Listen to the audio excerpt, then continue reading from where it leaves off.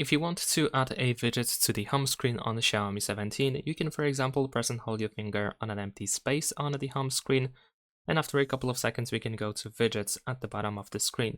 Over here you can find some suggested widgets that you can of course use quite easily, and over here we can of course keep scrolling down, but if you're looking for app widgets, then we can tap on Android widgets over here, and then we have the list of apps that we have installed, from which we can get some widgets.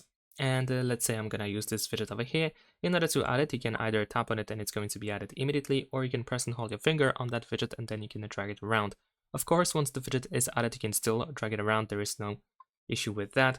And you can also, for example, adjust its size, at least in some cases. Of course, in some cases some widgets cannot be resized at all, and in some cases resizing is limited. Another way to add a widget is by pressing and holding your finger on the app from which you want to get the widget. So let's say I want to use a weather widget. I can press and hold my finger on the weather, and then over here I have add widgets.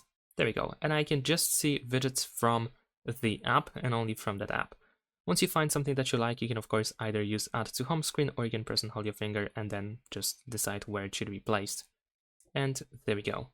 So that is pretty much it. Leave a like and subscribe.